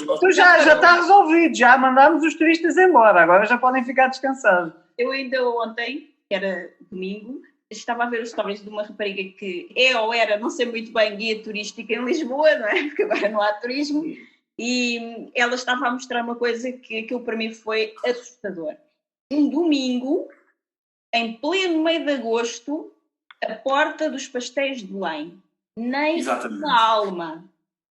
Sim. Entrou lá dentro e estava quase vazio. Até estou arrepiada a dizer isto. Mas para quem já estava farto dos turistas, pronto, Porque está isso, ótimo. para nós era uma impossibilidade. Passar à porta dos pastéis de Belém e não ver uma fila que estava à volta ao quarteirão. É verdade. Era É impossível verdade. no inverno durante a semana. Quanto mais numa tarde de domingo de agosto. Eu, por exemplo, comentava isto com familiares no Instagram. Atualmente vê-se muita gente foi para o Algarve tirar fotografias, as praias e o que o Algarve é bom, e este ano a gente não pôde ir para outros sítios, viemos para o Algarve. Mas quem já esteve no Algarve, a conclusão a que chega é que o Algarve está deserto. Numa realidade onde chega às 10 da noite e não há ninguém na rua. E só para perceberem a importância que afinal o turismo tem na nossa economia. Não há turismo, dá-me a impressão que não há economia. Ponto. E agora tenta-se virar para a tal economia real, para tentar reativá-la, mas esta economia real, que é a economia das PMEs, a bem dizer, não tem um alento. Eu arrisco-me a dizer, nos últimos 10 anos. Principalmente nos últimos 8 anos. Não há uma única medida, o que quer que fosse, em termos fiscais, por exemplo, a economia das PMEs nos últimos 8 anos. Há um único desagravo. Não há um único alento. Se sentisse que realmente uma medida estudada pudesse ter um impacto real na vida das PMEs, que as pudesse favorecer para, por exemplo, hoje estarem mais fortes do que o que estão a enfrentar esta pandemia. E não é a criação de linhas de crédito em cima de linhas de crédito que vai ajudar a economia real. Isso é só, lá está, como já disse, alimentar um pequeno monstro que depois vai crescendo e as empresas... É envenenado, não é? Porque se partiu deste princípio que as dívidas gerem-se não se pagam. É mentira. E isso é bom de dizer. Quem não trabalha, lá está, na economia real, porque na verdade, se crias dívida tens que a pagar. Ponto final. Não podes fugir a ela. E se não a pagas é um problema sem fim. A lógica há sempre uns que escapam, não é? E mais uma vez, uma daquelas verdades populares que se repete vezes sem fim é uma daquelas realidades que os pequenos e médios empresários enfrentam todos os dias. Tu deves 1000 euros a um banco, tens um problema do teu lado. Se deveres 10 milhões, o problema está do lado dos bancos e tu não tens problema nenhum. Portanto, é uma realidade popular que é verdade, não é? Estão identificados N devedores a N instituições bancárias de várias centenas de milhares de euros e continuam aí paulatinamente a viver o seu dia-a-dia, a dar a cara publicamente, como se nada se passasse. Se um pobre empresário chegar nesta altura do campeonato e não tiver oportunidades de, imagina, ter uma moratória sobre uma dívida qualquer que tem, porque tem um problema com o Estado, imagina, porque isso também é uma realidade, não é? Tipo, isto é, mas os bancos dão moratórias. Não, os bancos dão moratórias às empresas que não têm dívidas ao Estado. Mas essas que não têm dívidas ao Estado, à partida, são empresas que até são, se calhar, sustentáveis. Não é moratória. Agora, tipo, se uma empresa tem problemas com o Estado, é porque tem problemas na sua gestão e está a precisar de ajuda. Portanto, esse é que tem que ter o acesso à moratória. Mas é tudo invertido. Portanto, com base nisso, eu acho que a realidade é não haver nenhum desagravo, ou não houve nenhum desagravo, nenhum alento que fossem dados às PMEs ao longo destes últimos 8, 10 anos, que foram fortemente castigadas durante a estadia da Troika em Portugal e agora, infelizmente, por motivos alheios, voltam a ser fortemente castigadas dada a conjuntura que temos presente.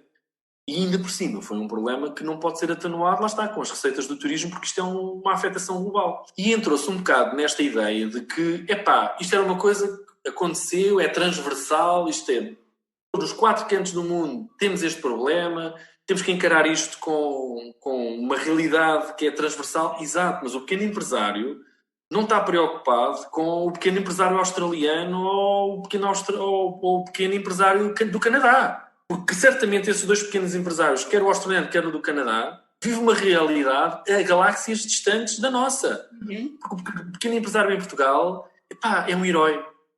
Eu É um estava herói exatamente a pensar nessa palavra.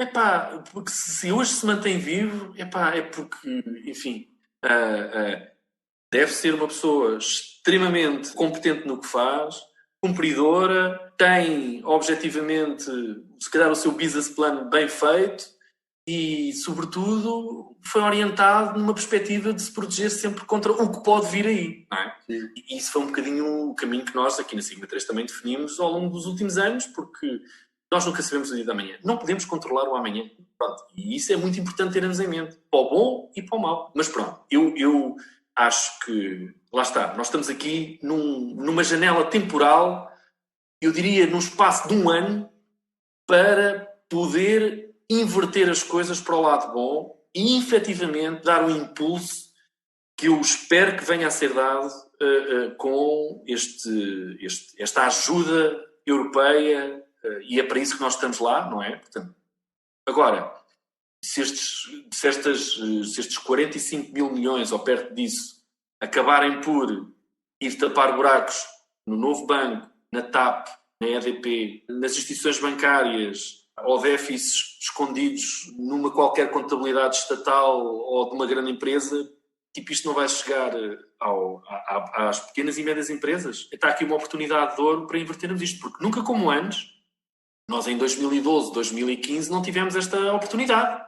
Antes, pelo contrário, foi tudo. Nós tivemos dinheiro para pagar um buraco e agora estamos a pagar o dinheiro que ajudou a pagar esse buraco, não é? Pronto. Agora, vem um financiamento europeu que supostamente é para ativar a economia. Vamos ver em que medida. Pedro, antes de fazermos a última pergunta, onde é que as pessoas te podem encontrar, se é que tu queres ser encontrado? Nós sabemos que és uma pessoa muito discreta. Sim. Eu acho que há, por causa dessa questão de ser discreta, faz parte da minha personalidade. Mas também acho que hoje há um excesso de portas abertas para a tua vida íntima, que eu acho que se vive uma euforia a esse nível. Se calhar daqui a uns anos essas mesmas pessoas vão olhar para trás e se calhar entender que se calhar está no momento de fechar as portas e não dar tanta exposição. Eu não sou muito de postar todos os dias, mas, por exemplo, a minha conta do Facebook é basicamente uma conta profissional, portanto eu vou dando conta daquilo que nós vamos fazendo, quer aqui na Sigma, quer a título pessoal, no meu Facebook, portanto, e aí sim, basicamente é uma coisa que é dirigida para comunicar aquilo que eu vou fazendo e aquilo que a empresa vai projetando. E basicamente a título profissional é por aí que as pessoas podem seguir o meu caminho. Se algum sportinguista me tiver a ouvir e siga no Twitter, achar interessante de ouvir o que eu tenho a dizer sobre o Sporting, aí pode-me seguir no Twitter, sem problema nenhum, porque aí sou um ativo tertuliano do universo do Sporting e do futebol em geral, mas sobretudo do Sporting, e de vez em quando vou dando uma pitada aqui e além sobre o meu olhar, sobre coisas que acontecem diariamente na sociedade, mas muito pouco. E uma conta de Instagram que eu não tenho assim ainda muito ativa. Vou pondo uma outra coisa que me dá prazer postar, mas são curiosidades e são mais de índole pessoal do que propriamente quer profissional ou quer alguma coisa a ver com o sport. Eu, inclusive, estava a reservar o meu Instagram para um projeto que era suposto estar a acontecer agora, meu pessoal, mas que tive que adiar por causa desta fase da pandemia e onde nós aqui também na Sigma 3 tivemos que reorientar as nossas atenções e focarmos em tudo o que estava a passar e na nossa própria estratégia no curto e no médio prazo. Portanto, é por aí que as pessoas me podem encontrar, mas sobretudo seguir um bocadinho aquilo que eu vou fazendo na televisão. A Sigma 3 está com projetos para estrear durante este próximo ano, portanto, a partir de setembro até setembro do ano que vem nós vamos estrear alguns projetos em televisão e esperamos todos conseguir passar incólumes nesta pandemia para, enfim, de alguma maneira, pelo menos nisso, em termos de Sigma 3, ela não ser afetada, até agora não foi, não ser afetada quer nos seus profissionais que trabalham aqui todos os dias, quer nas equipas que estão agarradas às nossas produções e na produtividade que nós temos com os programas que temos em antena. E de facto, pronto, nós com as normas e com a proteção que temos dado a todas as questões que estão inerentes à pandemia, quer na prevenção, quer na utilização de recursos, dependem muito também da maneira como são geridos em termos de proteção e na luta contra a disseminação do próprio vírus. Portanto, nós temos isso tudo muito atento e queremos ver se conseguimos chegar ao fim da pandemia sem ter nenhum caso e que isso não nos prejudique a nossa performance enquanto produtora, não é? E pronto, e é um bocadinho isso. E eu vou partilhando no Facebook, volta e meia, o que é que nós estamos a fazer, mesmo quando as coisas estão praticamente para se concretizar, eu dou sempre notícias. Em Sigma 3 e também em Pedro Paiva, como é que te chamas? No Facebook da Sigma 3, sim. Portanto, a Sigma 3 tem uma conta própria no Facebook que vai dando notícias quase de forma diária sobre os programas que está a fazer e o que vai fazendo. Eu nem tanto. Eu é mais quando tenho mesmo alguma coisa para dizer e então aí escrevo. Pedro, se pudesses dizer uma frase que soubesses que todas as pessoas do mundo vão ouvir, que frase seria e porquê? Se calhar a frase que eu acho que faz sentido dizer, ou que eu diria, e que, pronto, no contexto atual acho que faz sentido, é: nós não dominamos aquilo que vai acontecer amanhã. Nós não controlamos, por muito que queiramos, nós não conseguimos controlar o que é que vai acontecer amanhã. Podemos ter uma ideia daquilo que gostávamos que acontecesse amanhã, mas não devemos ter presente na cabeça de que o amanhã está totalmente sob controle. E devemos encarar isso com toda a naturalidade e não fazer disso uma crescente ansiedade, porque se houve uma coisa que esta pandemia nos ensinou, foi: nada pode ser dado como adquirido.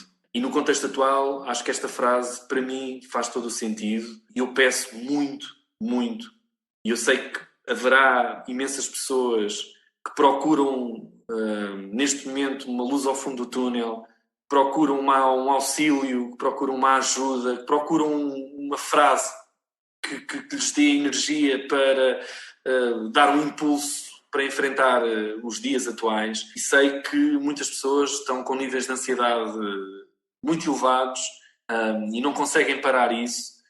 Maneiras que eu sugeria era que parassem um bocadinho, respirassem, tentarem incutir ideias positivas no seu raciocínio, assumir com toda a frontalidade e com toda a naturalidade que amanhã será de facto um outro dia. A ideia do que nós queremos amanhã, ela existe e vamos tentar fazer por cumprir, mas devemos partir sempre do princípio que esse mesmo amanhã não está sobre o nosso controle.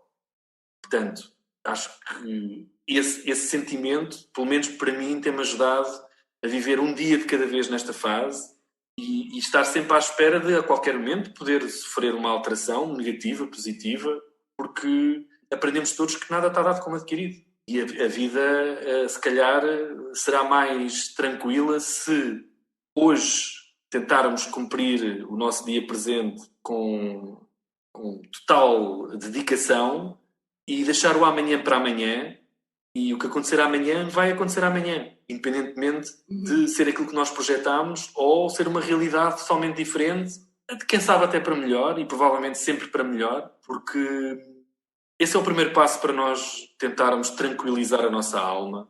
E eu acho que uma alma tranquila é uma alma mais que vai produzir melhor. É uma alma que vai estar mais equilibrada e que vai conseguir encontrar as saídas melhores para as dificuldades que neste momento todos nós com certeza estaremos a passar, uns melhor, outros pior, com maior ou com menor afetação nos mais variados campos, mas tentar viver um dia de cada vez. Eu sei que é uma frase feita, mas é a realidade e não podemos fugir a isso neste momento. Portanto, a frase que eu escolhi é: não dominamos o amanhã e temos que encarar isso com total tranquilidade.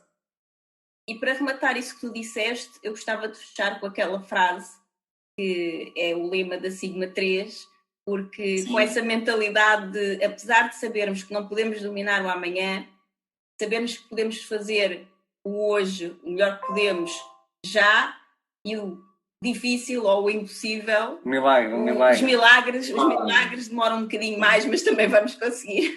Com a nossa disponibilidade física e mental na sua Capacidade total, isso é verdade. Os impossíveis fazemos já e os milagres demoram só mais um bocadinho, mas também conseguimos fazer. Exatamente, porque acredito que com essa mentalidade é muito mais fácil levar um dia de cada vez e perceber que não podemos controlar o amanhã, mas temos a capacidade de até fazer milagres. E pronto, e numa fase onde, por exemplo, uma das questões que todos descobrimos, não é? Foi o teletrabalho. Tentar ver o quão positivo isso pode ser, porque é uma realidade que as pessoas também têm que, se calhar, aprender. Muitas empresas não vão regressar ao formato de trabalho tradicional. Sim. Provavelmente, com a experiência desta que estão a viver durante a pandemia, o teletrabalho vai para ficar. E eu não vejo mal nenhum nisso.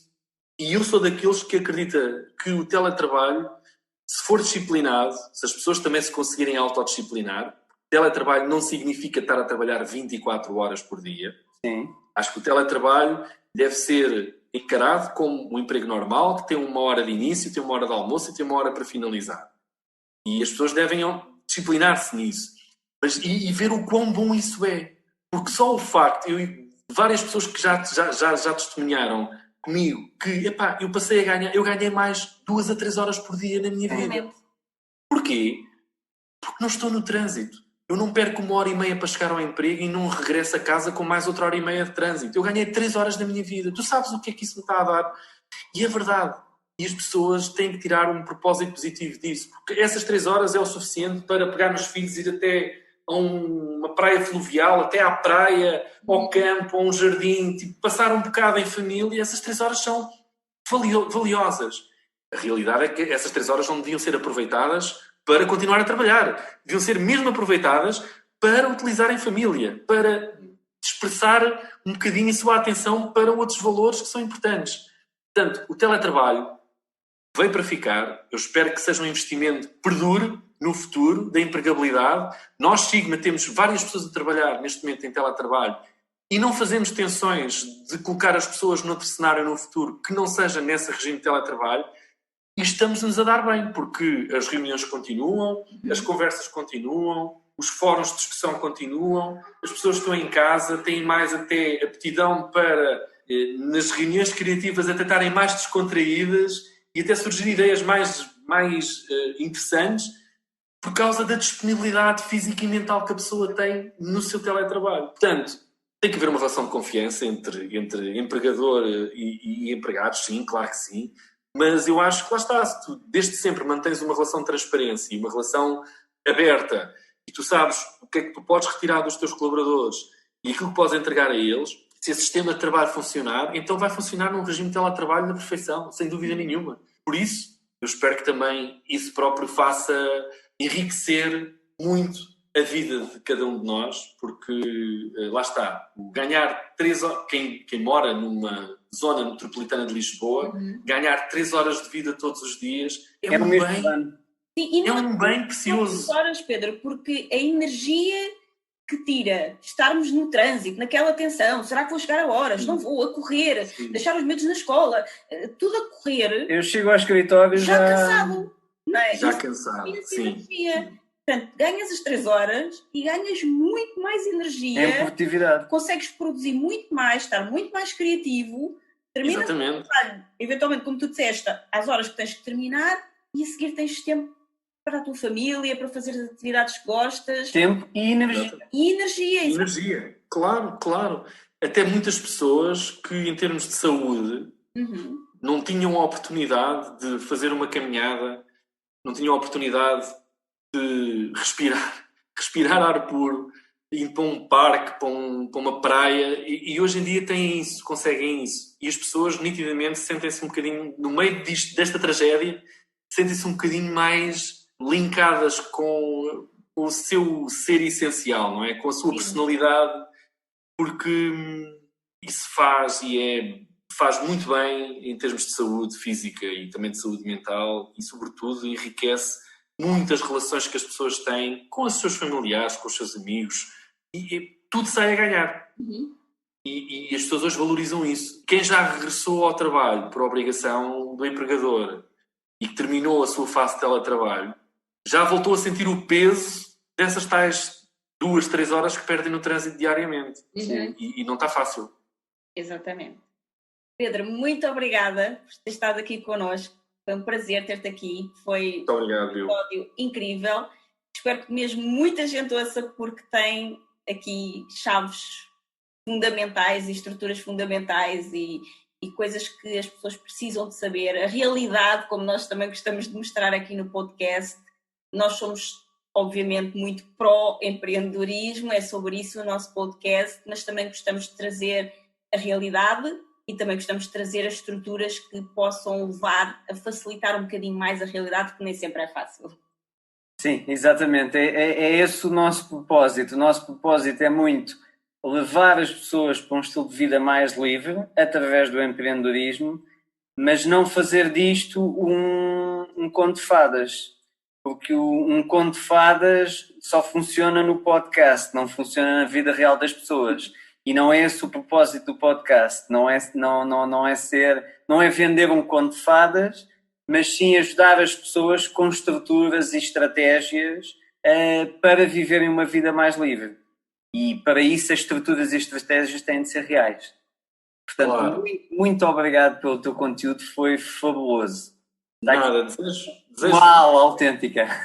Desejo o maior sucesso ao vosso podcast. Parabéns pela iniciativa e espero muito que consigam trazer testemunhos dos mais variados que possam existir, de gente bem-sucedida, de gente que já tentou por diversas vezes e ainda não conseguiu encontrar o seu próprio unicórnio, até partilha de experiências reais com as dificuldades, porque isso é muito importante. Lá está, a partilha de experiência, e é isso que os podcasts trazem à nossa realidade, e é aquilo que eu digo e que vejo, que felizmente estão a crescer, a atenção pelos podcasts cresce contra todas as expectativas em Portugal de uma forma bastante acentuada, porque é exatamente isso, é a partilha de experiência real. Quanto mais essa partilha de experiências nos mais diversos temas e assuntos existir, acho que todos nós enriquecemos um bocadinho todos os dias. Uhum. Nós somos absolutamente podcast, então tínhamos que fazer um também. Parabéns. Então pronto, disponham sempre. Obrigada, Pedro. Obrigado, Pedro. Muito obrigado. Obrigado, adeus. Muito boa tarde. Adeus, boa tarde. Muito obrigada por ouvires o episódio de hoje. Se gostaste do que ouviste, certifica-te que nos dizes isso, deixando-nos a tua avaliação de 5 estrelas e o teu comentário, porque a tua opinião é mesmo muito importante para nós. Estamos no iTunes, no Castbox e nas principais plataformas de podcast. Depois, subscreve o podcast para receberes automaticamente os próximos episódios e, se fizer sentido para ti, partilha-o com quem mais gostas. Também podes ouvir os episódios no nosso site em liberdade2.com. Se ainda não nos segues nas redes sociais, procura por Liberdade 2. Comenta no post sobre o podcast e conta-nos sobre os teus desafios, sucessos e o que queres que falemos em futuros episódios. Vamos adorar criar um episódio especial para ti. E o melhor acontece depois do episódio, nas conversas dentro da nossa comunidade. Procura por Grupo Liberdade 2 no Facebook e solicita a tua adesão à nossa comunidade de gente livre. Nós adoramos passar este tempo contigo e mal podemos esperar por te encontrar aqui no próximo episódio. Até lá, desenha o teu estilo de vida, compromete-te com os teus sonhos e agarra a tua liberdade. Até lá!